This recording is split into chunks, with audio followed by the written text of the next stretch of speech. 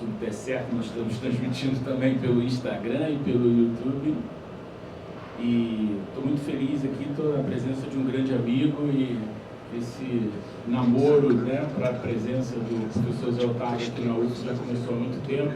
Em função de uma série de contratempos de agenda, a gente não tinha conseguido até hoje conciliar a presença dele aqui na nossa universidade. Pelo antigo Instituto Universitário de Pesquisa do Rio de Janeiro, antigo IUPERJ, né, hoje IESP, em 1999, e em 2003 o doutorado em Sociologia pelo mesmo instituto. Então é um carioca honorário, né, o professor Zé Otávio. Atualmente é professor catedrático da Faculdade de Direito da Universidade Agostinho Neto, em Luanda, diretor do Centro de Estudos Jurídicos, Econômicos e Sociais da Faculdade de Direito da Universidade Agostinho Neto, coordenador do curso de mestrado em Direito e Gestão de Negócios, Petróleo e Gás da mesma Faculdade de Direito da Universidade Agostinho Neto e, o último cargo, presidente do Conselho Científico da Fundação para o Desenvolvimento Científico e Tecnológico da República de Angola. O professor tem uma série de livros e artigos publicados, muitos deles envolvendo a questão social em Angola e também os estudos a respeito da filosofia do direito e do direito costumeiro e direito do Estado em Angola no pós-independência. Gostaria de destacar entre esses trabalhos a tese de doutorado dele, que foi publicada em Luanda, Fundos Sociais, o Colírio no Combate à Pobreza e o Estudo de Caso do Fundo de Apoio Social, em 2009. Hoje o professor José Otávio Serra Vanduni vai nos brindar com a conferência Angola, Novos Desafios, Velhos Problemas. É isso. Muito obrigado. Obrigado, Marcelo. Eu também cumprimento todos os presentes, a todas e a todos. É sempre uma honra estar no Brasil, para mim, estar aqui nesta universidade que eu conheço também há muitos anos. De facto, o Marcelo tem razão, esse nosso namoro para aqui estar já vem de trás. Inclusive, este tema de que eu vou falar também já vem de trás, já foi objeto de muitos estudos, muitas conversas que nós fomos tendo ao longo deste tempo. Eu gostaria muito de agradecer o programa de pós-graduação em História e o NEAF, o Núcleo de Estudos Africanos aqui da UF, do qual eu também acho que faço parte um pouco à distância, porque acompanhei um pouco o nascimento disso, e dizer-vos que, uma última notazinha introdutória, que para mim é sempre emocionante vir ao Brasil, poder falar com os colegas brasileiros na universidade, sobretudo pela generosidade que este povo teve para comigo. Eu fiz mestrado, como viram, mestrado e doutorado aqui no Brasil, com bolsa do CNPq da CAPES, e por isso mesmo hoje sou sociólogo formado aqui no Brasil, graças aos impostos do povo brasileiro. Isto é uma coisa que me marca muito e eu venho aqui regularmente um pouco com gratidão dar retorno a esse investimento que este país fez em mim. E por isso mesmo dizer-vos que falar-vos aqui hoje sobre um tema, eu pensei muito o que é que poderia vir cá dizer, porque o Marcelo disse-me que íamos ter como ouvintes estudantes de pós-graduação, alguns professores que trabalham com a questão da África, com a questão da Angola, e uma das preocupações que eu tive sempre ao longo dos anos em que aqui estudei e que aqui pesquisei e que se mantém até hoje é a forma como a África é tratada, é a forma como a Angola é tratada, no sentido em que aparece muito a ideia de falar de uma coisa só. Os meus colegas falavam muito da África e às vezes, mesmo quando eram momentos de lazer, como os campeonatos do mundo, sempre que jogasse um país africano, eles me procuravam e diziam, olha, vai jogar a África, ou então se jogasse um país, eles olha, vai jogar o teu país, e estavam a falar do Senegal, ou estavam a falar da Nigéria. E isso foi uma coisa que me foi sempre incomodando e que eu achei que valia a pena, sempre que possível, sobretudo no meio acadêmico, dar algum toque sobre algumas diferenças que existem no tratamento destas questões. No caso da Angola, o problema continua também, porque para quem está a fazer pesquisa sobre Angola, seja no período da história for, até o momento mais contemporâneo, muitas vezes analisa essas questões de forma pontual, de forma direta, de forma concreta, fora de um contexto retrospectivo mais para trás, ou pensando numa perspectiva mais para frente. O que é que eu estou a querer dizer? Estou a querer dizer que é preciso olhar para Angola, para quem está a fazer pesquisa, para quem está a fazer um trabalho de pesquisa académica ou científica, olhar sempre numa perspectiva mais abrangente. E por isso é que eu denominei novos desafios e velhos problemas. Porquê? Porque os nossos processos foram processos, ou o nosso processo, se quiserem, foi um processo complexo. Nós tivemos, como todos vocês sabem, a nossa independência em 1975 e depois da independência desenrolaram-se várias situações, sendo a mais marcante o regresso ao conflito. Nós tivemos uma independência que já não foi uma independência pacífica, porque ela foi resultado de uma luta também interna de libertação muito complexa, e que depois dos três movimentos, um movimento recebeu o país como país independente, o MPLA. Para isso, em nota de rodapé, podem consultar os livros do Marcelo, que se dedicou a estudar essa matéria. Mas daí para frente, nós voltamos outra vez ao conflito armado, e esse conflito armado interno, já entre angolanos, já sem a potência colonial, ele foi até 2002. E com isso mesmo, não foi só um conflito armado, foi um conflito armado que veio acentuar as dificuldades e os desafios e os problemas todos que um país recém-independente tinha para se afirmar, seja no campo das nações como tal, mas seja sobretudo na temática ligada ao desenvolvimento e às questões sociais, políticas, económicas e culturais. O que é que eu estou a querer dizer? Nós, se quiséssemos, temos um conjunto de processos que foram sobrepondo uns aos outros, sempre numa linha de continuidade de uma crise interna no país muito grande. Felizmente, chegamos a 2002, houve, de facto, os acordos de paz e foi um virar de página. Esse virar de página veio trazer grandes desafios para o país. Porquê? Porque também trouxe consigo o processo do multipartidarismo, enfim, que começou um bocadinho antes dos acordos do Acordo de Paz, mas de facto com a paz ficou maior a possibilidade de podermos falar num pluripartidarismo, ou seja, na participação de outras forças políticas no Parlamento, mas sobretudo tentar encontrar respostas para as questões que se colocavam, seja do ponto de vista da afirmação de Angola enquanto país, mas seja sobretudo, como eu já disse, em relação à Angola interna, do ponto de vista do seu desenvolvimento e sobretudo das questões sociais muito prementes. Bem, isto fez com que os temas em aberto, como a educação, a saúde, a falta de qualificação, de mão de obra, todas estas questões ficaram muito acentuadas. E elas ficaram acentuadas porque também já vinham de trás. Nós, no período pós-independência, houve um êxodo dos quadros administrativos intermédios para fora do país, foram-se embora, portugueses e não portugueses, angolanos também, e para vocês terem uma ideia, todo o aparelho de Estado ficou, se não paralisado, muito fragilizado. Por isso, nós tivemos independência, começamos um outro processo, e este processo já recebia como herança toda esta dificuldade que vinha de trás do pós-independência. Isso com a paz em 2002, enfim, um período em que já tinha havido um investimento muito grande na formação de pessoas, de quadros que se formaram em Angola e não só, fora de Angola, dos quais o Brasil teve um papel também muito importante na formação de quadros, fez com que esta situação fosse diminuída, fosse minorizada, mas ainda assim continuando com a mesma dificuldade de pôr uma máquina a andar. Bem, mais do que reconstruir estruturas físicas, mais do que reconstruir estradas, mais do que tornar o país viável no pós-guerra, há os traumas do pós-guerra. E os traumas do pós-guerra é algo que, como vocês podem imaginar, leva muito tempo a ser ultrapassado.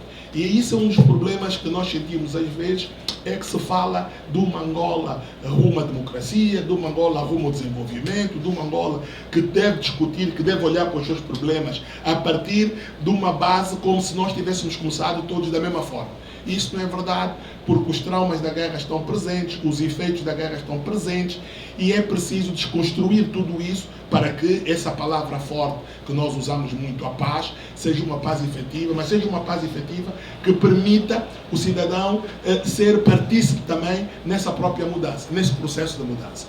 E isto, às vezes, não acontece de forma pacífica, seja porque, como eu já disse, ainda estão muito acentuadas essas marcas, seja porque todos os processos pelos quais nós estamos a passar, ou começamos a passar, até o processo das eleições, o processo eleitoral, a participação na vida política, a presença e a participação dos partidos políticos, ele é muito marcado, ou foi muito marcado, por clivagens que vinham de trás. Há muita coisa escrita sobre isso, que foi a forma como alguns partidos políticos que chegaram à independência e que depois, que não eram partidos, eram movimentos de libertação, que depois passaram a ser partidos, passaram a participar na vida política pública do país, como é que, por um lado, internamente, eles transportam, como nós dissemos, nós usamos muito uma palavra equivalente à palavra problemas, que vocês usam aqui, macas, transportaram as suas macas do passado, enquanto movimentos, e levaram estas macas para dentro dos próprios partidos enquanto partidos políticos. Mas são os partidos políticos que nós temos, é com eles que nós temos que conviver, mas não deixa de ser desafiador pensar como é que estes movimentos, como é que estes partidos políticos, depois de serem movimentos, vão encarar os novos desafios que um país como Angola tem, não se libertando de um conjunto de situações muito complexas que trouxeram de trás. E como é que um país novo, e sobretudo como é que gerações novas se vão rever num país que está ao mesmo tempo a encarar estes desafios, mas ao mesmo tempo transporta no seu histórico e transporta de forma marcante essas dificuldades. E o meu ponto é exatamente isso. Como, por exemplo, nós quando falamos em educação, falamos em educação do ponto de vista formal, tal como nós entendemos educação aqui no Brasil, por exemplo.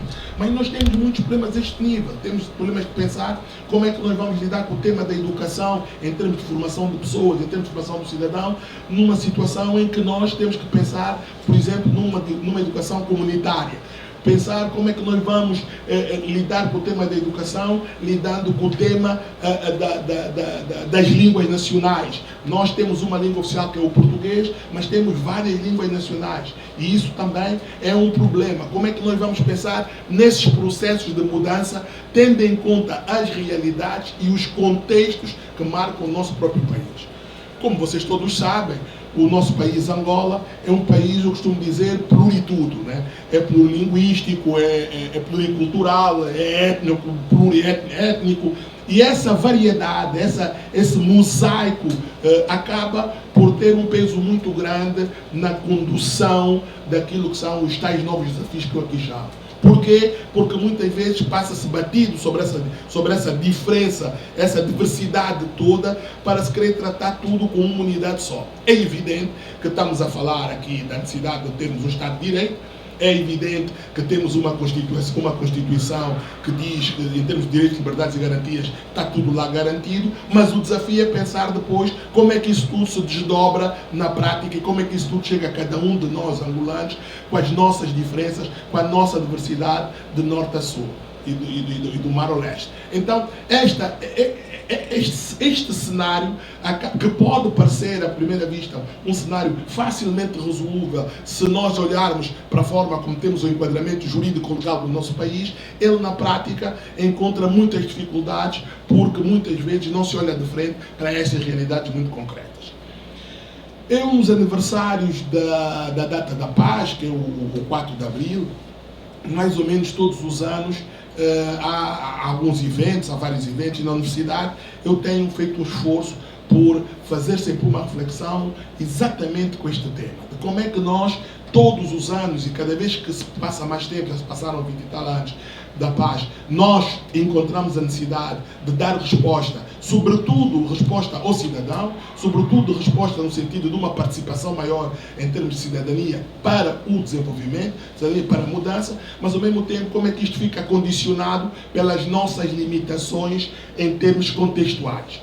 E, para minha surpresa, este tema continua atual. E por isso é que, quando estou a falar estou a olhar aqui para as caras, para alunos de pós-graduação que estão a trabalhar em Angola, ou que vão trabalhar em Angola, chamam a atenção para a necessidade de estudar isso, para a necessidade de olhar como é que nós estamos a avançar, ou como é que não estamos a avançar, em temas como as línguas nacionais, dialogando com a língua portuguesa, como é que nós estamos a avançar para a questão da integração regional e étnica também no próprio país, como é que nós agora estamos a falar muito em eleições autárquicas, mas eleições autárquicas no modelo ocidental, não é? Como é que isso vai acontecer, tendo em conta, aqui são municipais, como é que isso vai ser feito, tendo em conta a nossa realidade? Não é que eu defenda que é também um tema muito importante. Eu tive há 2 dias também numa mesa redonda em Salvador e estava numa instituição e estava-se a colocar o tema do regresso às origens. Não se trata de regresso às origens, porque essas origens já não existem, as coisas já avançaram, né? Ou então não tivéssemos nós aqui. Não é um regresso às origens, mas é um levar em conta contextos que estão presentes de forma muito viva e que devem influenciar ou que devem ser tratados como tal. Porque senão nós podemos estar a querer dar um tratamento igual, coisas que a partida são desiguais. No fundo, o que estamos a dizer é isto. Esta África mítica, esta África dos reinos, eu trazia até aqui uns mapas, esta África dos reinos, isso já não pode ser visto por aí. Nós temos depois uma África colonial, temos uma África com as independências, e depois temos uma África em cada um dos países africanos tem os seus próprios desafios, os seus próprios problemas. Mas, ainda mais uma vez, todos eles ancorados àquilo que foi a sua história e o seu contexto. Vocês poderão perguntar-me, então, qual a saída? E a saída, em meu entender, é exatamente, por um lado, nós termos lideranças no continente, lideranças nos nossos países, liderança em Angola, que entendam isto, e que entendam isto de uma forma prática, e que puxem para o debate, e sobretudo para a formulação de políticas de Estado e políticas públicas que possam ir de encontro a esta realidade que se vive, por um lado, para que essa realidade tenha como referência o nosso processo histórico, estamos aqui numa casa de história, o nosso processo histórico, e que permita nós construirmos um futuro presente a partir de um passado também muito recente, em termos de perspectiva. Essa parece-me ser a melhor saída. E, sobretudo, pensar que não estamos isolados no mundo. Ora, não estando isolados no mundo, nós temos compromisso com o mundo.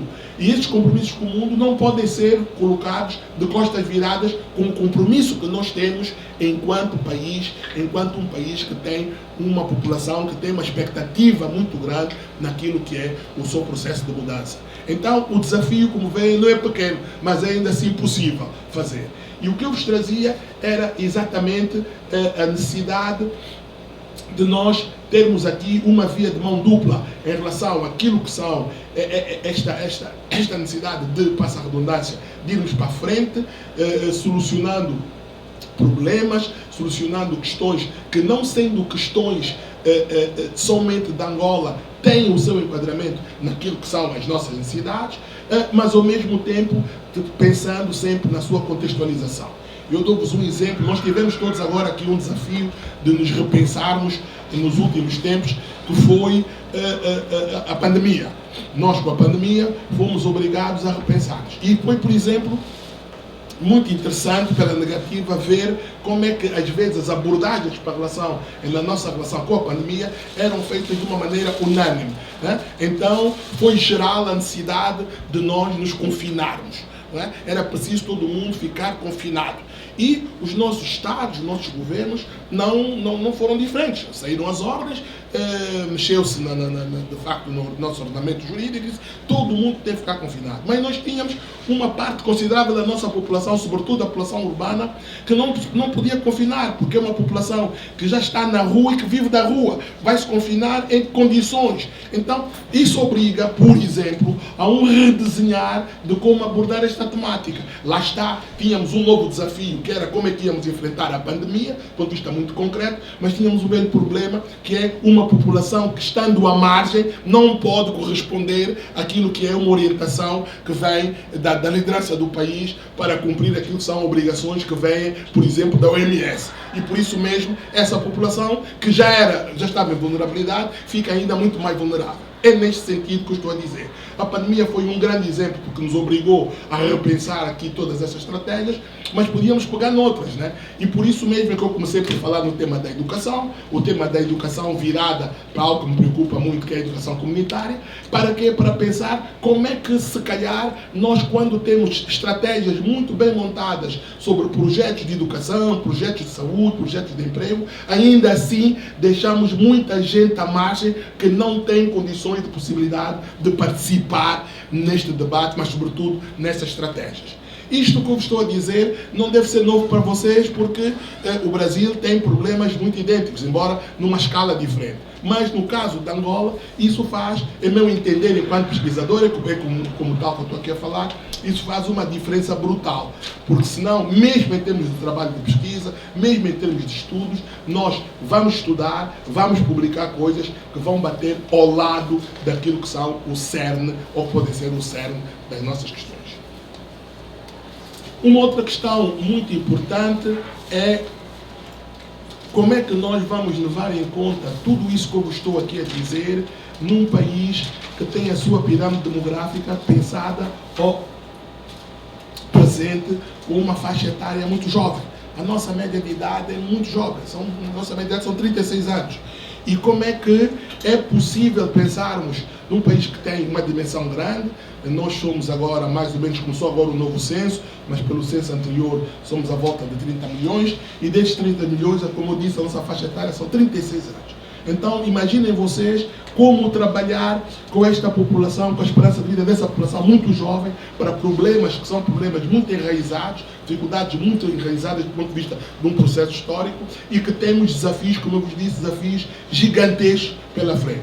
E então, aí também a necessidade de se repensar política pública, política cultural, política econômica, política social, que possa ir de encontro a esta realidade que nós temos em termos da nossa pirâmide. Como é que isso fica? Como é que se trata isso em termos, por exemplo, do emprego?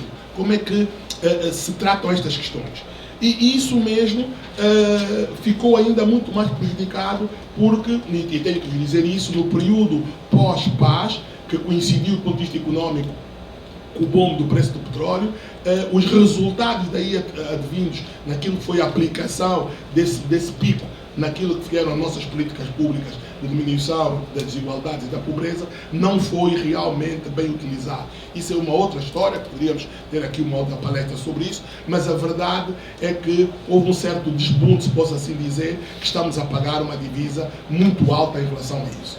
Porquê? Porque se perdeu a oportunidade, em meu entender também, de se dar um tratamento diferenciado àquilo que eram prioridades em relação à mudança do cenário. Mas, olhando para isso e olhando para a crise internacional que veio acentuar mais essa situação e que agora, de facto, é geral, é comum a todos nós, o que fica na mesa é como é que nós podemos, olhando para nós, para os nossos recursos, olhando para aquilo que são ou que devem ser estratégias internas nossas, como é que nós podemos, de facto, pensar num volte-face, mas um volte-face que possa, como eu já disse aqui, ir de encontro àquilo que são as expectativas que o cidadão, de uma maneira geral, tem em relação à sua mudança. E aí, a única palavra que eu encontro daquilo que nós vamos estudando, enfim, trabalhos que vamos fazendo de pesquisa, alguns dos quais estão publicados, é o tema da inclusão. Tem que ser políticas de inclusão, como eu já disse aqui, contextualizadas, mas muito orientadas para diminuir esse fosso que nós temos marcadamente no nosso país. Esse fosso de desigualdade é um fosso que impede completamente que se pense num projeto de Estado, num projeto de nação que possa dar resultados no curto e no médio prazo, porque essa desigualdade, esse fosso de desigualdade, ela acentua de forma muito marcante e priva, se quiserem, todo um processo de inclusão para que a gente possa diminuir essas clivagens e possa entrar então na estrada do desenvolvimento. E sobretudo, eu preciso sempre ter muito cuidado com essa palavra desenvolvimento. Eu prefiro que possa pôr-nos em patamares mais ou menos idênticos, para que, idênticos aqui no sentido de cada um de nós, para que a gente possa partir para os desafios e para a solução dos problemas mais ou menos ao mesmo nível. Vai sempre haver desigualdade? Vai sempre haver diferença? Vai. Mas é preciso que essa desigualdade não seja demasiado acentuada de forma a impedir que uma franja considerável das nossas populações não participem nesse processo de mudança, porque não tendo essa situação resolvida, nós estamos a pôr em causa a construção então do processo democrático, estamos a pôr em causa o Estado de Direito, estamos a pôr em causa tudo aquilo que a Constituição em princípio garante, mas que depois na prática fica fragilizado e fica em causa. Bem, essas linhas mais ou menos gerais, mas também que funcionam para mim como pilares de toda a construção do nosso país e, sobretudo, dessa parte mais contemporânea da nossa independência para frente e, mais ainda, de 2002, do final da guerra para frente, são questões que dão um embasamento ao título da minha abordagem, da minha conversa aqui convosco. Temos novos desafios, mas estes novos desafios estão limitados, se quiserem, a acontecer do ponto de vista positivo, se não resolvermos vários problemas. E esses vários problemas que têm tendência a acentuar-se na medida em que eles não forem olhados de forma contextualizada num processo histórico muito concreto que nós tivemos. E por isso é que eu estou aqui hoje a convite daqui do Núcleo de Estudos Africanos e do Marcelo. Porquê? Porque há uns anos atrás nós pensávamos que estas questões não tinham muito a ver umas com as outras. Porque é que a história tem que estar preocupada com isso? Porque é que a sociologia tem que estar preocupada com isto? E o que eu vos quero dizer é que nesse processo traumático que foi o pós-guerra, nós fomos percebendo, nós trabalhamos em ciências humanas, fomos percebendo que tudo tem a ver com tudo. Não se pode entender os nossos processos se não se olhar para uma perspectiva histórica que dialoga com outras perspectivas, a sociológica, a psicológica e tudo o resto. E por isso mesmo é que eu acho que é importante cada vez mais não só dialogarmos, mas podermos produzir trabalho, podermos produzir material que pode e deve ser elemento fundamental para quem formula a política pública. Política pública é algo fundamental nos nossos países, no nosso país em concreto, mas só faz sentido se tiver esse enquadramento, esse embasamento em termos de processos, porque senão é uma política pública que fica muito aquém daquilo, como eu já disse aqui também, que é a expectativa do cidadão. Por isso mesmo, eu acho que vamos abrir, se calhar, para algumas perguntas, porque já estou a ver caras muito curiosas e que certamente vão colocar questões. Estejam perfeitamente à vontade. Isto é uma conversa aqui entre académicos para que eu vos possa responder. Se calhar das minhas respostas vou elucidar um pouco mais aquilo que aqui disse. Modos que Marcelo, pontapé de saída, está dado. Obrigado.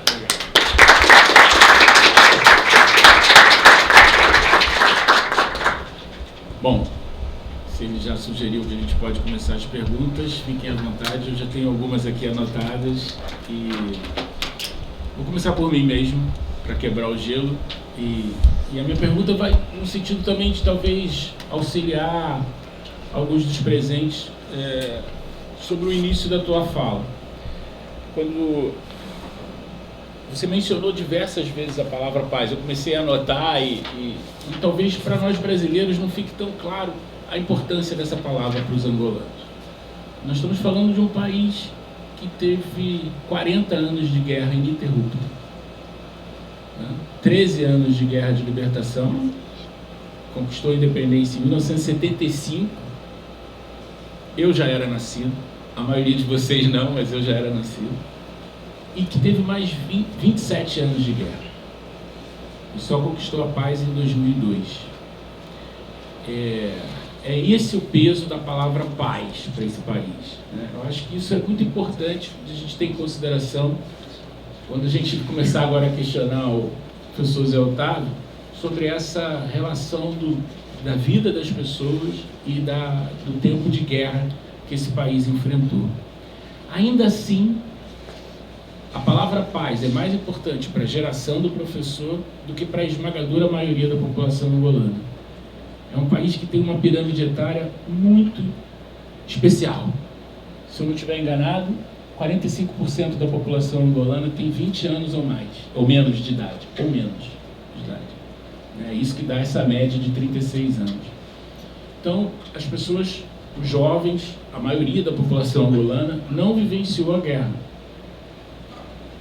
mas vivenciou as consequências da guerra. Isso, politicamente, é uma situação muito complexa, porque se do ponto de vista dos mais velhos permite uma convivência ou exige uma convivência pacífica em função da experiência da guerra, para os mais novos eles não vivenciaram a guerra, mas eles têm um medo dessa guerra, porque eles viveram as consequências. E eu queria então fazer a pergunta, porque eu acho que esse introito era importante, né? Você falou que em breve, né, tudo leva a crer que teremos as eleições municipais, né, coisa que já acontece em Moçambique. E E qual o peso? O teu receio, você apresentou como um receio de como elas seriam enquadradas. Elas seriam só uma colagem do modelo ocidental de eleição, cada homem um voto, ou se ela levaria em consideração as representações, provavelmente, das autoridades locais, que continuam tendo um peso muito importante, né? Em organizações comunitárias, em organizações de caráter étnico. Nós estamos falando de uma outra realidade.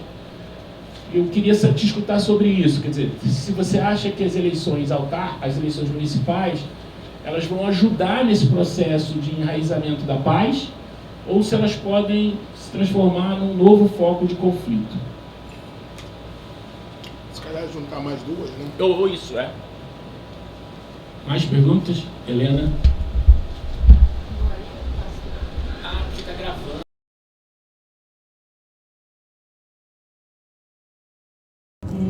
A minha pergunta pega um pouco carona com o tema que o senhor mencionou, que é essa questão do trauma, né?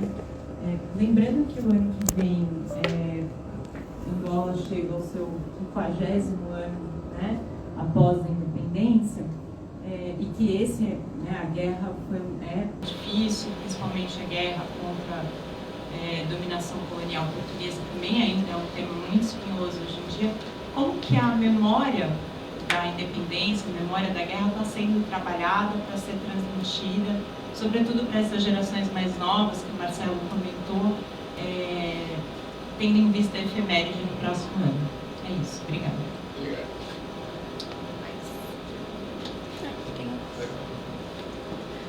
Tem outra pessoa?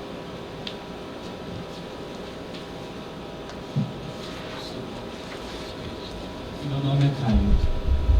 Uma dúvida que me ocorre quando o senhor menciona até sobre as questões do direito é o caso do rei do Bailundo, que eu tenho a dúvida de que como que se dá essa questão entre o direito costumeiro e essa questão de dignidade humana, porque, por exemplo, a gente vê que o caso do rei do Bailundo ali envolve um tribunal tradicional, o que acontece também entre outras sociedades étnicas, inclusive os iorubais. E, assim, eu gostaria de entender qual a sua visão sobre essa questão do direito costumeiro e do que é dignidade humana, né? E como que pode ser construído um novo conceito até sobre isso de dignidade humana, porque, pelo que me parece, não se considera esse direito endógeno, né? Não é a parte da cultura. Enfim, eu gostaria de saber.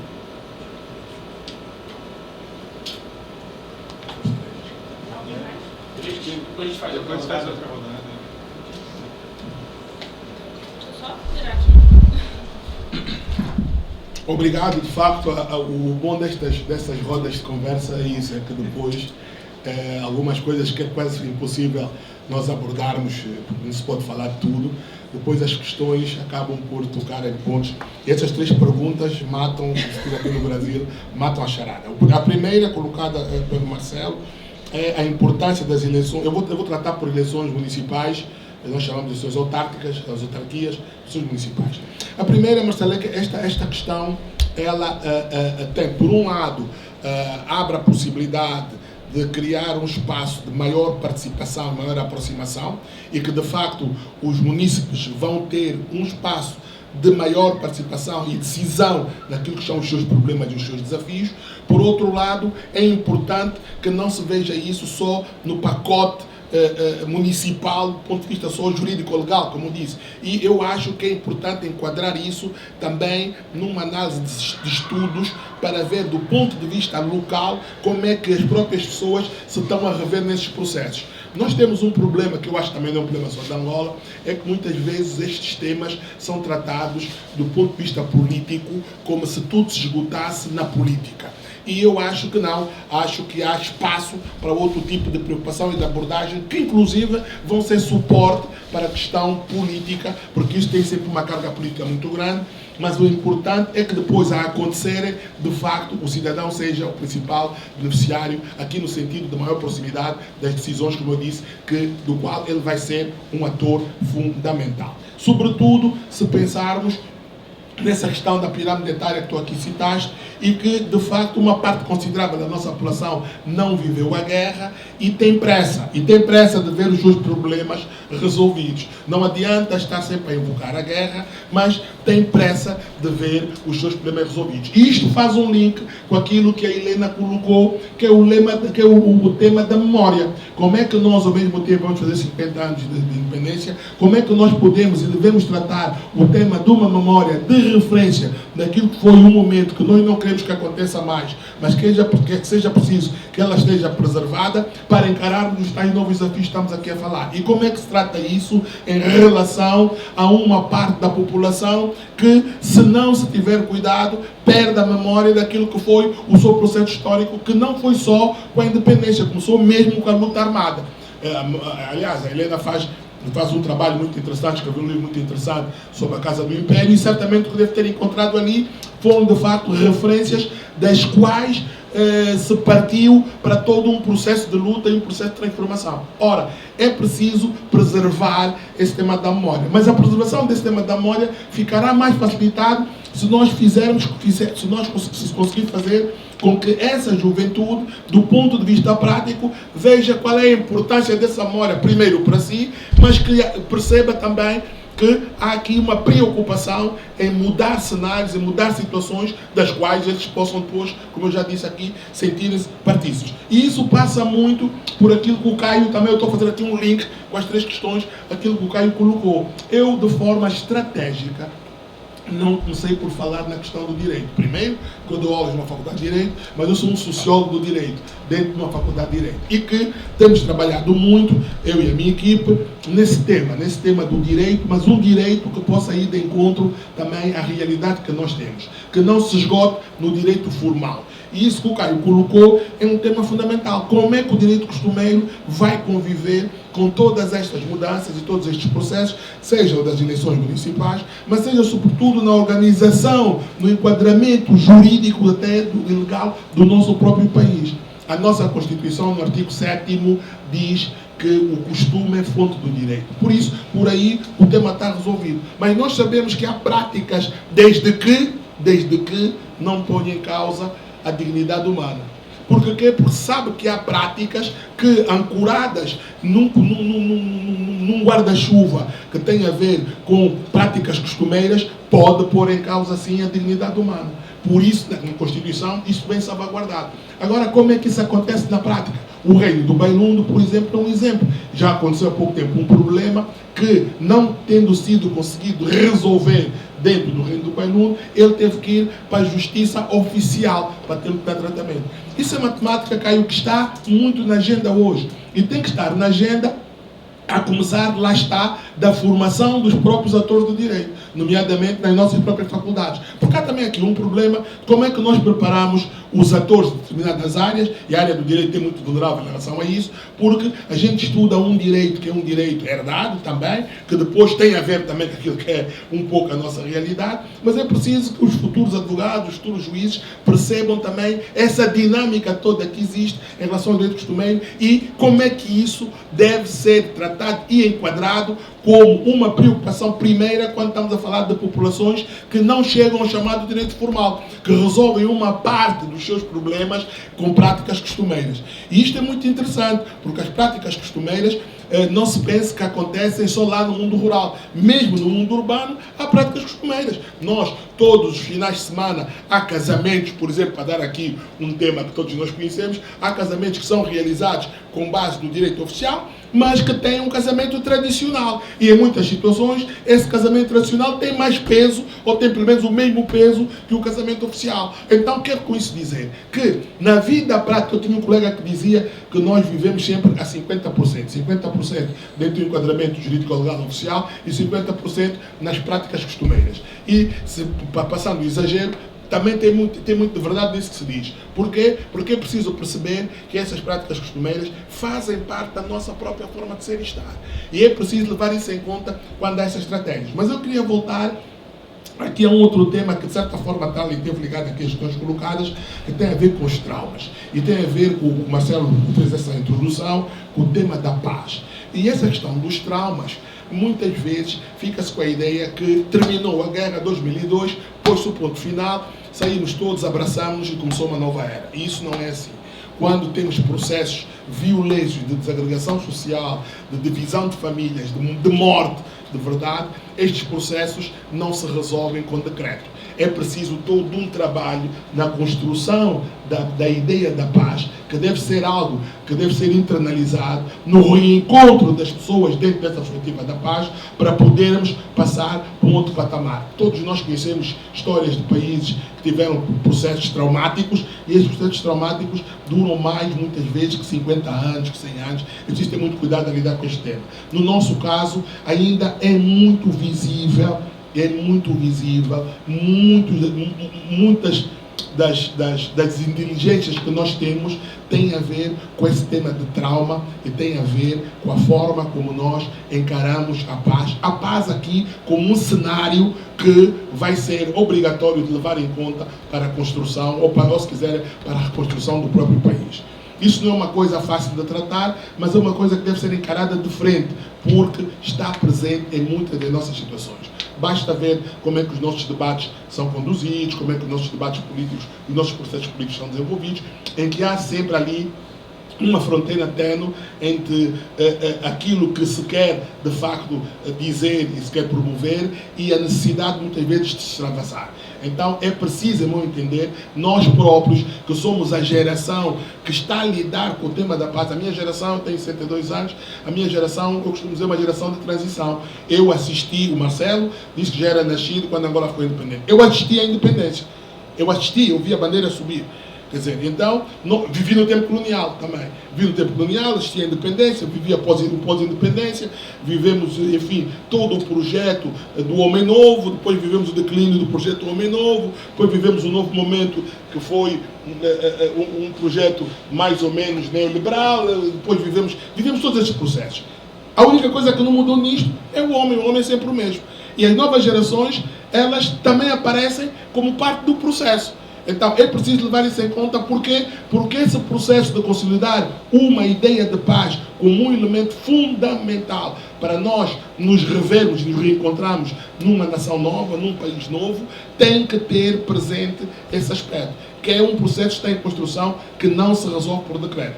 Então eu penso que foi muito bem colocada a questão aqui da pirâmide etária, e que de facto essa pirâmide etária obriga-nos a olhar para os nossos processos de construção de cidadania e de construção de participação de uma forma muito peculiar. Por isso, eu penso que toquei aqui mais ou menos todos os aspectos, poderão colocar outras questões para responder. Mas dizer ao Caio que há muito, percebi que o Caio deve estar interessado neste tema do direito e do direito costumeiro. Eu vou dar ao Caio alguns links, se quiserem. Há muita literatura sobre isso. Nós, na faculdade, desenvolvemos projetos ligados a esta área. Vamos ter agora, eu depois vou dar o link ao Caio, vamos ter agora um congresso em outubro sobre direito costumeiro, mesmo na Faculdade de Direito da Santa Cristina, onde vão estar vários especialistas angolanos que trabalham estas questões. E isso é um tema da agenda, porque eu faço parte daqueles que não acreditam que o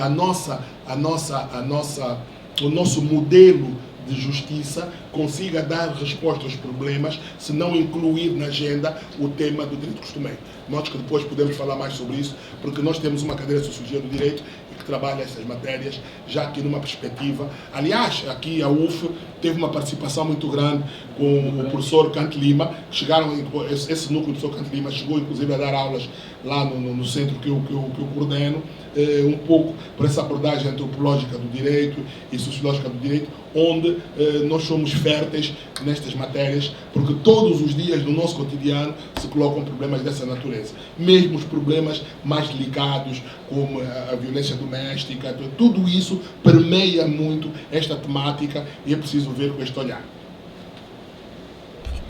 Quanto nas zonas rurais, envolve diretamente essa questão da dualidade do direito. Bom, uma nova rodada então.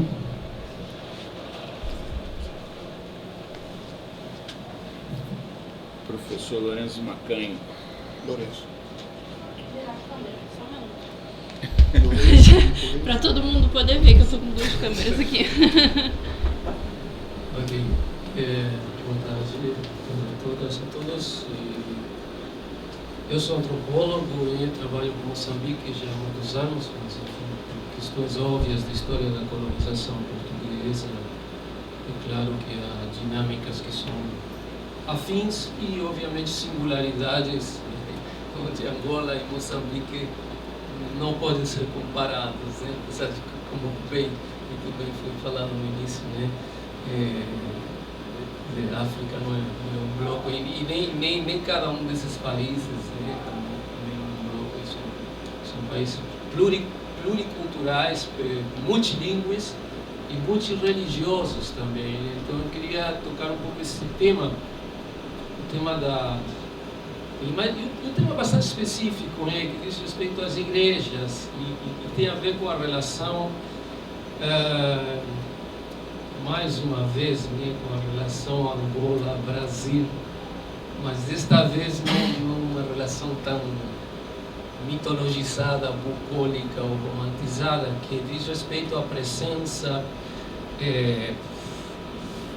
forte, né, da Igreja Universal, né, da Igreja Universal do Reino de Deus, em vários países africanos, né, em Angola tem sido, Moçambique também, mas em Angola, pelo que tenho lido recentemente, tem a presença da IURG, né, da sigla, né, tem provocado, digamos assim, efeitos na esfera pública, e desafios, né, já que estamos falando de desafios para o próprio Estado angolano, né, para dilemas da própria Constituição. E por quê? Porque eu queria saber um pouco, pelo que tenho visto por aí, tem havido conflitos fortes, né, entre os pastores, a dirigência dos pastores brasileiros, né, da Igreja Universal, com os angolanos, né, ao ponto de dado momento, acho que isso começou em 2021, talvez um pouquinho antes, não sei, mas mais ou menos por aí, onde dezenas de pastores angolanos pertencentes à Igreja Universal do Reino de Deus elaboraram um manifesto, protesto contra os brasileiros, né, vou chamar assim os brasileiros genericamente, com uma série de acusações, né, acusações de racismo, acusações de, enfim, de lavagem de dinheiro, inclusive aparentemente a imposição dos pastores brasileiros impor aos angolanos intervenções jurídicas, vasectomia, né, nos angolanos, enfim. Eu queria saber se isso, como está um pouco essa tensão, né, esse conflito, se já se apaciguou. Houve, me parece, também algumas separações institucionais entre a fração angolana e a brasileira.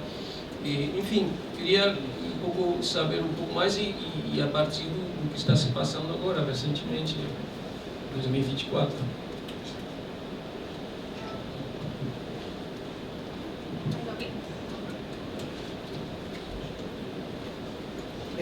Boa tarde, José Octávio.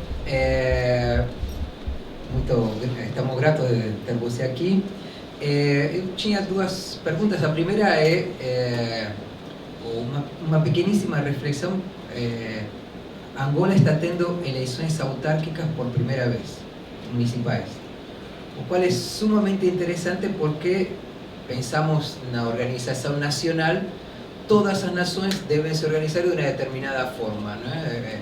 O poder tripartite, executivo, legislativo e judiciário, e temos uma territorialidade que para todo mundo deveria ser nacional, regional e local, né? Então é interessante esta peculiaridade angolana, que de alguma forma mostra que cada nação tem uma trajetória própria, independente, e que não há transposição de instituições, mas gostaria de uma reflexão tua. E a outra é o Lourenço estava falando da IURG, né, da Igreja Universal, e eu estava interessado em outro tipo de igrejas, né, que são os organismos internacionais, né, tipo OIT, tipo UNESCO, que também, aparentemente, ou até onde eu sei, tem uma influência, ou tem um interesse marcado por ter uma presença nos países africanos, né? Então, gostaria de saber como lida Angola com essa tensão internacional, sendo que cada vez mais é mais presente, ou a presença chinesa, os capitais chineses estão marcando fortemente o desenvolvimento africano. Então, como se concilia? Sei que não é estritamente da área da sociologia do direito, mas quem sabe? Obrigado.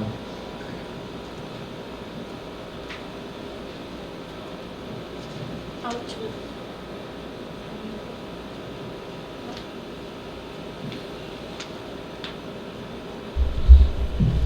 Bem, obrigado.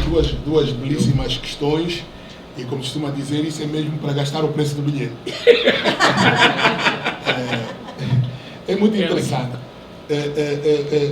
O professor Lourenço colocou um tema que também é um tema da agenda e é curioso porque esta briga da Igreja Universal, enfim, eu já tinha vivido aqui no Brasil e quando voltei para Angola em 2003 para o doutorado e encontrei de facto esta temática, embora não seja a minha área de estudo, fomos acompanhando e fomos vivendo.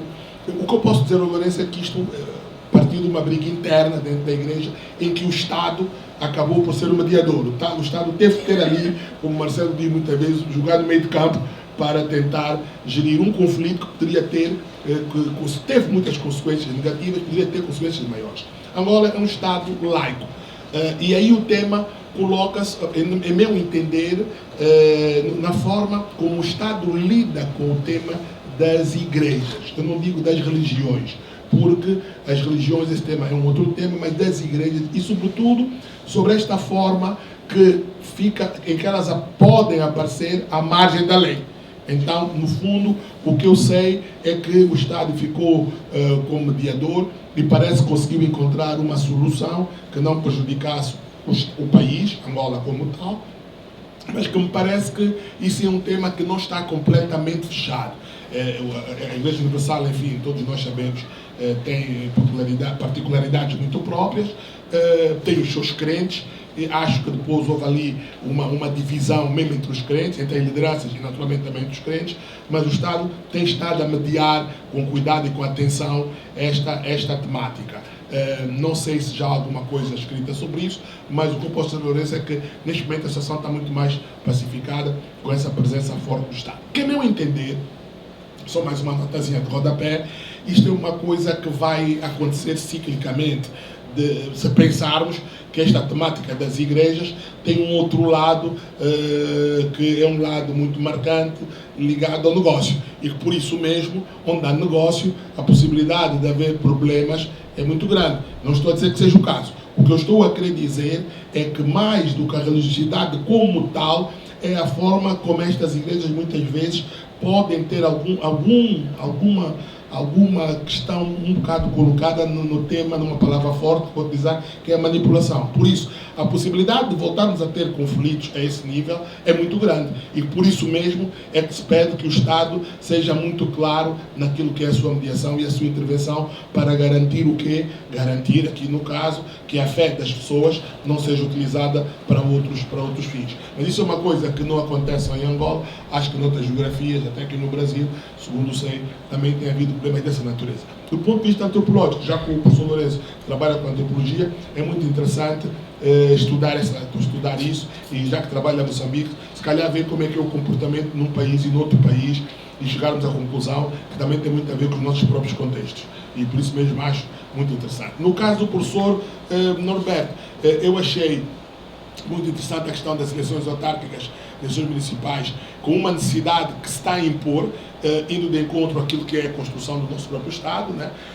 Que se impôs já a necessidade delas serem implementadas e que me parece que num processo que terá de ser quase no curto prazo, elas vão acontecer sem sair da conformidade daquilo que é a construção do nosso Estado. Elas têm que acontecer como uma demanda das próprias comunidades, das próprias populações, em relação, como eu disse, às suas relações de proximidade para a solução dos seus problemas. Repito, para mim o ponto é como é que elas a acontecer levem em conta as particularidades e os contextos, não só dos problemas, mas da forma como as populações e as comunidades se veem nesse processo. Para mim, como sociólogo, o mais importante é isso. O pacote autárquico, como se diz, do ponto de vista jurídico legal, pode estar muito bem montado, mas depois a forma como, melhor dizendo, o impacto que isso vai ter na vida das pessoas, para mim, e do cidadão, para mim é fundamental.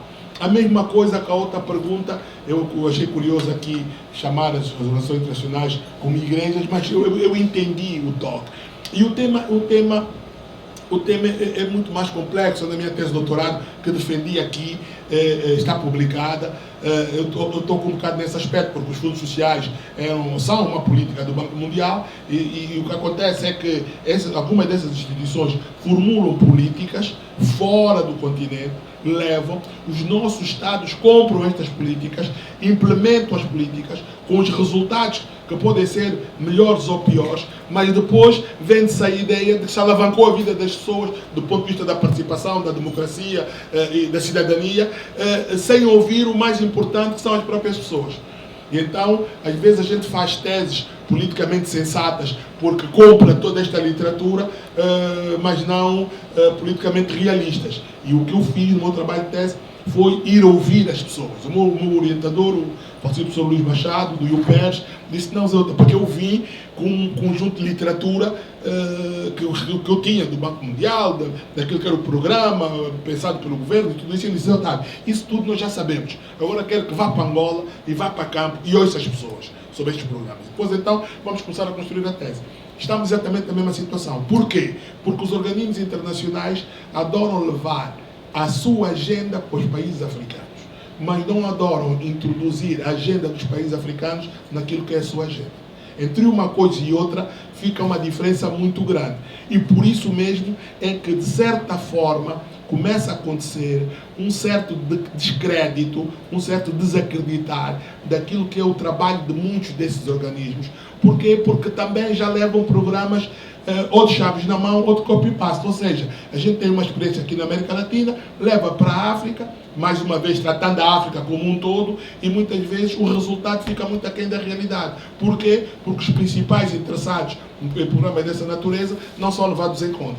Então eu acho que este sentido de igreja, aqui no sentido, penso que foi isso que o professor Norberto quis dizer, no sentido quase do messiânico, de levar a boa nova para os nossos países, começa também a ser posta em causa. Por quê? Porque as nossas dinâmicas sociais, que não são nada pequenas, que acontecem todos os dias, obrigam, de facto, a que a gente esteja atento a um processo de mudança e um processo de exigência do próprio cidadão cada vez maior. E que, de facto, também já não se conforma com programas chaves na mão ou com copy-paste, porque, de facto, as coisas acontecem a uma rapidez, a uma velocidade que obriga a olhar para eles, mais uma vez, repito, estou a usar muito este bordão, mas é necessário de forma contextualizada, porque senão não acontece. E os organismos internacionais, em meu entender, há um autor que vocês conhecem certamente, que é o professor Carlos Lopes, que escreve da Guiné, que trabalhou nas Nações Unidas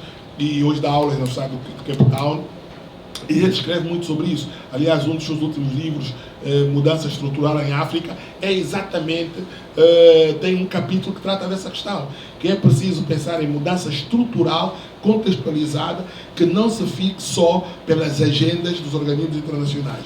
Houve momentos, aliás, o professor Norberto deve saber, desde o tempo das políticas de ajustamento estrutural, que estes programas foram levados, tiveram os resultados que tiveram, e não podemos estar a repetir a mesma coisa, porque hoje as exigências são completamente diferentes. E os desafios são completamente diferentes. E, como eu já disse, desafios, papéis e problemas que não cabem nessas agendas que muitas vezes são levadas em conta.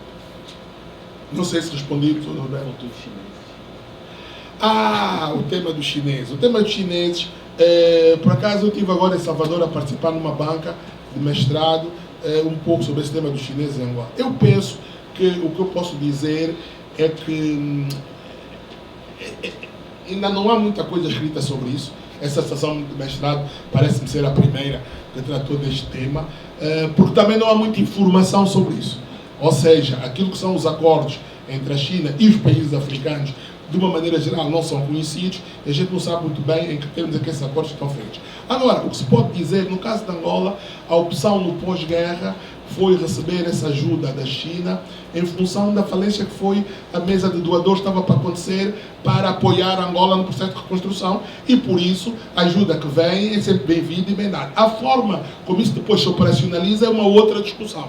E eu penso que é aí que podem haver problemas, mas de uma maneira geral tenho dúvidas, e aqui estou a falar enquanto cidadão angolano, tenho dúvidas que nós pudéssemos ter saído da situação em que nos encontrávamos no fim, no pós-guerra, se não tivéssemos tido essa ajuda da China. Agora, essa temática também, se quiser, professor Norberto, ela deve ser tratada sem paixões, não é? Porque muitas vezes a abordagem destas questões traz muita paixão, né? É como se a África, eu dizia isso outro dia na banca, é como se a África fosse uma coisa estática, parada, e as potências tivessem cada uma a discutir qual a sua maior influência ou não, ou maior presença ou não nestes países. Não é verdade que isso acontece assim. Acontece que os países têm hoje também as suas agendas, melhores ou piores, mas naturalmente fazem acordos e recebem ajudas com contrapartidas, também com contrapartidas visíveis, dentro de um espírito de cooperação, que tem muito a ver com a estratégia desses próprios países. Mas essa discussão, ou estas discussões, elas vêm, muitas vezes, tomam contornos outros, de tal forma apaixonantes, que isso sobrepõe-se, muitas vezes, à razão das coisas. É preciso ter algum cuidado, mas eu fiquei surpreendido, porque na Universidade Federal da Bahia, onde eu estive esta semana a participar numa banca sobre esta temática dos chineses, tem no seu departamento de Relações Internacionais uma produção muito grande sobre esta relação China-África. Então tem muita literatura, nos ofereceram alguns livros, mas fiquei a saber que tem uma atividade muito intensa, produzindo inclusive dissertações e teses sobre essa questão. Agora, o importante é ver também como é que isso fica depois na geopolítica do mundo, né? Isso aí temos uma questão de geopolítica, temos uma questão de relações internacionais e temos uma questão de dinâmica social interna de cada um dos países, que vai dar resposta ou não àquilo que é a presença da China nos seus países, e mais concretamente no continente africano. Podemos depois continuar a falar também sobre essa temática.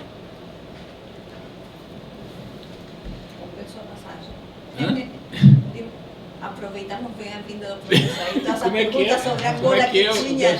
Gastar o bilhete. Gastar o bilhete. Bom, mais uma rodada. Mas eu prometo que voltarei. Só complementando a questão do Lorenzo sobre a IURD, eu acho que nesse tema é preciso considerar também o que houve em relação à possibilidade de retirada de recursos de Angola. A partir de 2012, 2013, o Banco Nacional de Angola começou a dificultar muito a saída de recursos, tanto das empresas, ainda antes da Lava Jato, tanto da Odebrecht, as empreiteiras brasileiras, né? Os acordos com a China são diferentes porque são linhas de crédito, então o dinheiro já está aqui, né? Quer dizer, já está lá em Angola, isso que eu queria dizer. Então, e a lucratividade do empreendimento com Angola é pago com petróleo. Então não entra nesse caixa da emissão de dólares, né? No caso da IURD, ela acabou sofrendo com isso. Ela ficou sem a capacidade de retirar, a gente sabe disso, quer dizer, os países da África Austral acabam gerando muita receita para a IURD, né? Ela tem uma série de empresas que prestam serviços de segurança, de limpeza, de não sei o quê, que são as empresas que vão ser pagas pelo dinheiro captado pela própria igreja. E essas empresas, então, ficaram impedidas de transferir o dinheiro. E aí esse dinheiro começou a acumular em Angola. E aí houve a briga, a cisão entre como dividir o dinheiro, né? Essa é a história da briga, passa um pouco por aí. Continua sendo difícil ainda a saída de recursos, né? É um valor muito pequeno que se pode transferir mês a mês, e mesmo das empresas também continua sem poder ser transferido.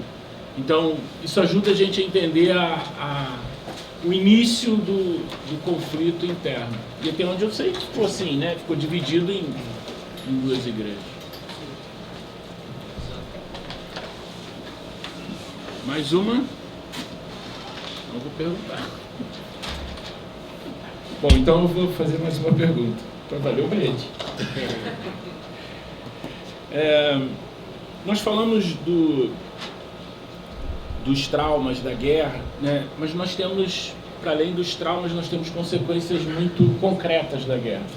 Uma população muito grande de mutilados, né? E uma população, não aquele número, né, inicialmente apontado de 1 milhão de mutilados, mas é um número, ainda que seja 70% disso, nós estamos falando de um número muito elevado, né? A guerra na sua última fase, a guerra civil, a partir de 96, 97, a guerra foi muito tecnológica, então ela começou a receber minas terrestres que fez um grande dano à população.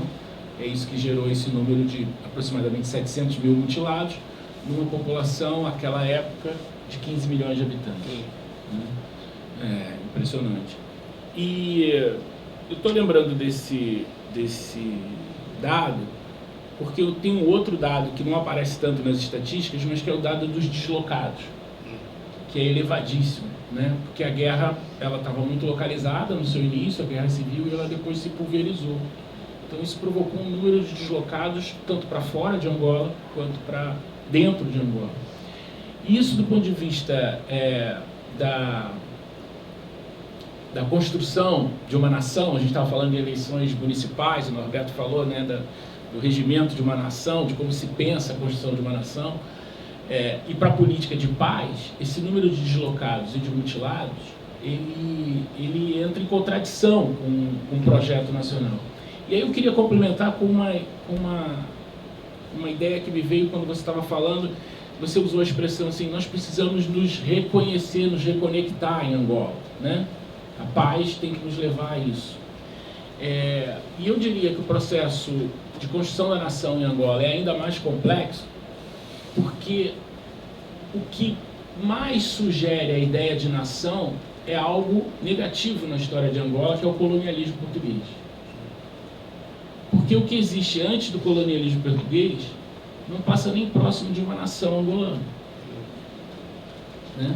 Então, o quanto é mais difícil, ainda mais um colonialismo que perdurou por tanto tempo, a construção daquilo que eram as nossas teses nos anos 80 e 90 de um projeto nacional.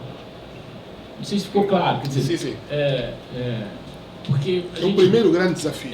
A gente fala muito a expressão assim, a gente precisa se reconectar, se reconhecer enquanto uma nação, mas no caso angolano é muito complicado se reconhecer enquanto uma nação, porque onde ela andou mais próximo de ser uma nação antes da sua própria guerra civil é durante o período colonial. Então é isso. Essa é o bilhete, agora ficou caro. Agora ficou caro, mas é assim, o desafio é que nós estamos a fazer 2 em 1. Nós estamos a construir o Estado e a reencontrarmos como nação. Esse é um grande desafio mesmo. Porque quando se fala reconhecer, reconectar, dá a impressão que já nos tínhamos reconhecido. Exato. Ora, nós tivemos um processo de independência que acabou por ser beliscado com o conflito. Por isso, se quisermos, em meu entender, do ponto de vista sociológico, é a primeira vez que estamos a ter esse desafio que não é do reencontro, mas é de um encontro mesmo. Né? Seja um encontro entre nós próprios, seja um encontro com aquilo que é o tal desafio de nós nos conhecermos num projeto nacional de construção de nação e, ao mesmo tempo, de construção do Estado. Tentar fazer uma coisa e outra, fazer 2 em 1, como costuma dizer. E isso é que é, por vezes, a dificuldade. Pegando naquilo que tu disseste, Marcelo, em relação aos mutilados de guerra e deslocados, isso é muito complexo, porque, para vocês entenderem, onde é que estes deslocados se colocaram de uma maneira geral? À volta das grandes cidades, que eram os sítios de maior segurança. O que fez com que estas cidades passassem a ter, a sofrer consequências dessa nova população. Luanda é um caso desses. Luanda é uma cidade que tem hoje a volta de 8, 9 milhões de habitantes, uma parte considerável de pessoas que vieram para Luanda em função da guerra. E como vocês sabem, os processos de retorno, mesmo depois da paz, não se fazem, o fluxo não se faz da mesma forma, porque as estratégias de sobrevivência estão à volta das grandes metrópoles, das grandes cidades. E isto deve fazer, a meu entender, com que se criem condições no interior, nas províncias e tudo isso, não é para que as pessoas voltem, é para que as pessoas não venham para a grande cidade outra vez. Ou seja, se criem condições de habitabilidade, de emprego, sobretudo também, para que isso não aconteça. E quando se fala em traumas das consequências da guerra, consequências concretas, tem a ver com este tema dos mutilados de guerra, que muito trabalho, verdade seja dita, hoje a gente chega a Angola e vê que muito trabalho foi feito nestas matérias, tanto pelo Estado como por organizações vocacionadas para isso, a desminagem, tudo isso. Mas o tema dos deslocados, para mim, a meu entender, sociologicamente, ainda continua a estar presente. Porque, como eu vos disse aqui, um dos nossos grandes desafios é a integração, é a inclusão. E inclusão e integração, por via do mercado de trabalho, por via da sociabilidade das pessoas, ainda tem muito a ver com a incapacidade que muitos destes deslocados têm de entrar nessa nova rotina, nessa nova agenda. Este é um desafio que temos, sobretudo nas grandes metrópoles. Do tema que o Marcelo aqui toca, que eu já me referi, que é, mais uma vez, se estamos com esse desafio pela primeira vez da construção de um projeto nacional de nação, maiores os cuidados com aquilo que foram as primeiras questões aqui colocadas pelo Marcelo mesmo, pela Helena e pelo Caio. Quer dizer, ter em conta que isto são processos dinâmicos que têm um antes e um depois e que se devem conjugar para que a gente possa poder falar, então, num projeto nacional. E não tratar isso de forma tucur, como se isso já tivesse resolvido. Às vezes aqui a tendência de se tratar, não, o projeto nacional, a nação como tal está resolvida. E não é bem assim. Não é bem assim. Hoje há evidências que ainda é preciso discutir isso, é preciso fazer esse reencontro e ver como é que, não estando isso completamente resolvido, como é que nós vamos colocar em cima este projeto, eu diria mais contemporâneo das nações, como se fosse uma coisa ligada logo à outra. Então, este desafio em simultâneo que está a acontecer é que deve marcar a atenção não só de quem lidera, mas também dos liderados, naquilo que é a construção de uma nação como tal. Isso depois pode se desdobrar em várias outras matérias, poder ficar aqui o resto do dia, mas o importante é isto acontecer com pano de fundo. Daí, pegando naquilo que o Caio disse, a necessidade em relação ao direito e à justiça de nós olharmos para as questões do direito costumeiro, porque senão nós, convencidos que estamos a fazer uma ruptura aqui no sentido positivo com aquilo que foi a justiça e o direito tratado no tempo colonial, se calhar estamos a dar continuidade a um processo que, no nosso caso concreto, tendo em conta a questão das autoridades do direito costumeiro, pode criar mais clivagens do que mais união, no sentido aqui das pessoas se reverem nesse processo. Há aqui o tema das pessoas se poderem rever no seu próprio processo de mudança. Lembras-te quando, em 2002, numa revista internacional coordenada por ti, já não sei de política internacional, mas tu é que me pediste o artigo, eu escrevi um artigo sobre essa temática, né? E o tema era exatamente esse. Como é que nós nos podemos rever num processo de mudança e num processo tão traumatizante como foi aquele da Angola?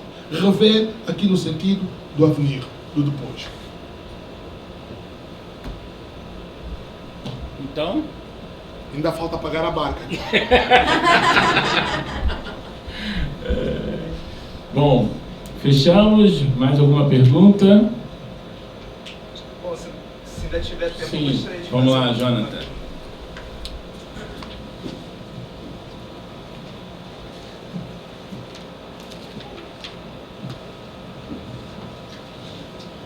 Boa tarde, professor. Tarde. Deixa eu só... Esperando aqui. Você pode levantar para fazer pergunta? Boa tarde, professor José. Eu gostaria de ouvir um pouco mais do senhor, né, a respeito dessa nova geração, né, uma frequência enorme, cada vez mais, influenciadores angolanos vindo para o Brasil, né, a presença angolana nas redes sociais, interagindo inclusive com os brasileiros, né, e como que essa queria ouvir do senhor, né, se há algum tipo de revisionismo por parte dessa juventude, né, algum tipo de revisionismo histórico, talvez a respeito dos heróis nacionais, né, se já é perceptível alguma influência dessas mídias sociais, né, dessas redes sociais nessa nova visão, né, do processo histórico. É isso.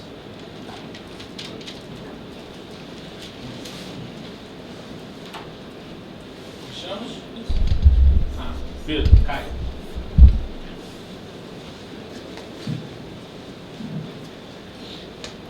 Eu gostaria de... Está acontecendo recentemente na Nigéria o caso da poluição de um rio muito importante para a cultura e religiosidade dos Yorubais, no estado de Oxum. E sabe-se que em Angola também, recentemente, enfrenta-se, creio que, problemas com a mineração. E o senhor mencionou que o costume faz o direito. E eu gostaria de entender, de saber, melhor dizendo, como que o direito vai interpretar, por exemplo, essa questão da poluição gerada pela mineração, o impacto disso, como que o direito vai ver isso para a cultura, enfim, porque se não é o costume que faz o direito.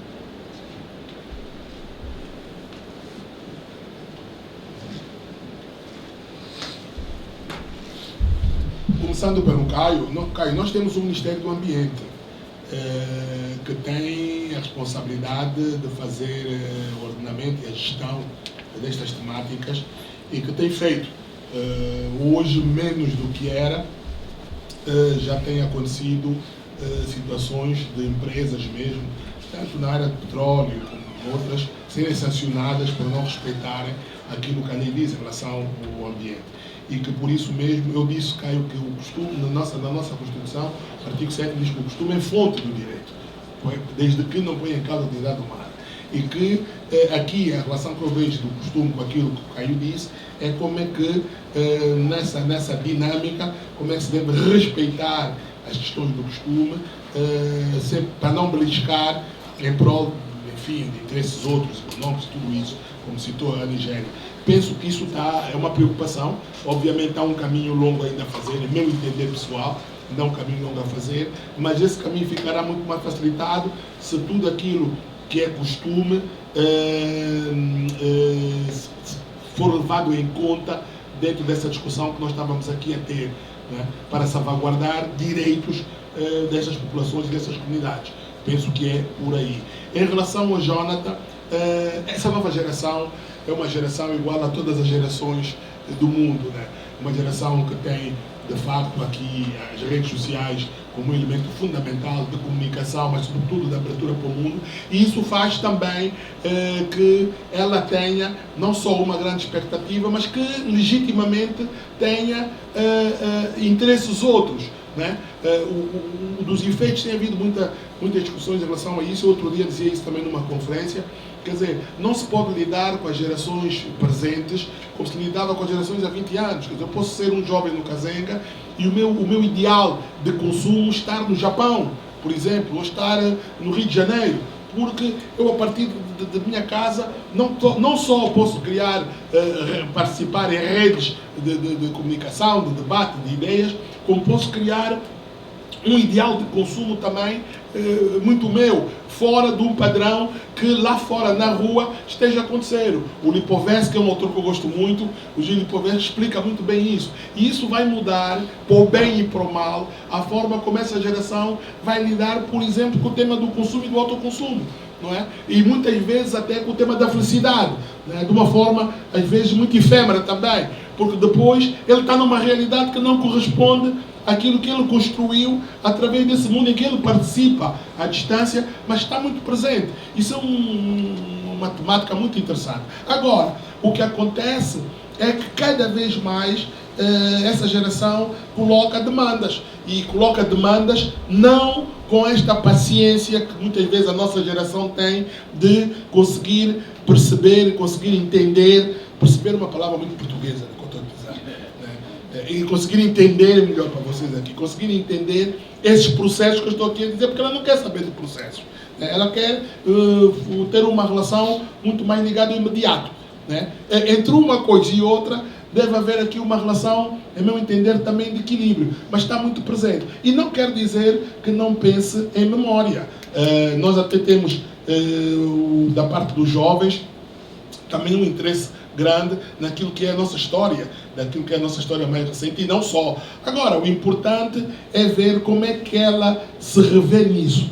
Como eu disse aqui, como é que ela se revê nisso, tendo em conta essa ferramenta que são as redes sociais, que é o Twitter, que é tudo isso, e que nós ainda temos alguma reação. Né? Eu, por exemplo, quando chego à sala de aula e percebo que está tudo, o telemóvel sem o texto, eu ainda pergunto, e o texto? Leram o texto?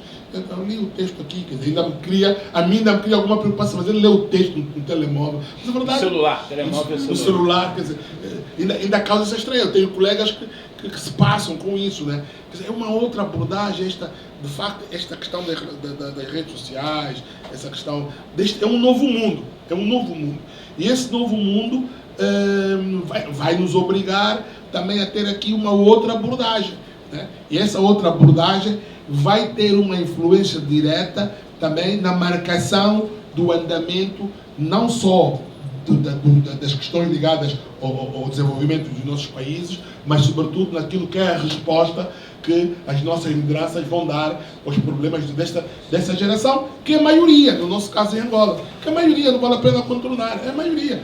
E por isso mesmo é preciso termos aqui atenção a estes fenómenos, que hoje são fenómenos mundiais, mas mais uma vez com percepções muito localizadas de forma particular. Não é? Outro dia vi uma fotografia do rei do Bailundo também a consultar o telemóvel dele. Quer dizer, então, nós temos isso presente. Né? E não é por isso que deixa de ser considerada uma autoridade tradicional de peso. Aliás, ele é formado em Direito. Então, por isso, como vocês veem, estamos a falar aqui de novos tempos, de novas abordagens. Lá está, novos desafios com velhos problemas. Bom, damos então por encerrado. Antes de encerrar oficialmente, eu queria agradecer aos estudantes do NEAF e do Cariban, em especial a Bruna e ao Caio, que conduziram toda a produção para a gente estar aqui nesse momento e estamos sendo ouvidos e vistos pelo YouTube e pelo Instagram, não é isso? Marcelo, só mais uma palavra, e agora vai ser dirigida para os estudantes da pós-graduação, que estão a trabalhar África, que estão a trabalhar Angola. Peço aqui aos colegas do NEAF, os professores, que é possível fazer essa ponte para que vocês, nas vossas pesquisas, entrem em contato com os vossos colegas angolanos, com os vossos colegas africanos. Hoje, lá está, estas novas tecnologias que o Jonas estava aqui a colocar, facilitam também isso. Porque a vossa preocupação aqui tem a ver com centenas de pessoas que também têm a mesma preocupação lá do outro lado. E por isso mesmo, façam isso. Aproveitem os convênios entre as nossas universidades, entre as nossas faculdades, entre os centros de estudos, e aqui eu falo dos centros de estudos que eu também coordeno, para que o vosso trabalho de pesquisa, os vossos diagnósticos, o vosso trabalho de campo, ainda que não possam lá ir, o ideal era irem lá, mas ainda que não possam lá ir, sejam o máximo embasados nesse contacto de frente a frente, os vossos colegas estão do outro lado do Atlântico, porque às vezes estão a discutir coisas que já há respostas dadas, vão poder interagir muito e certamente vão enriquecer muito esse olhar e desconstruir essa ideia de que a África é uma coisa só e por isso mesmo poderem ter também aqui uma abordagem diferente. Obrigado. Bom, é isso. Obrigado a todos, obrigado a quem está no vídeo assistindo. Até a próxima.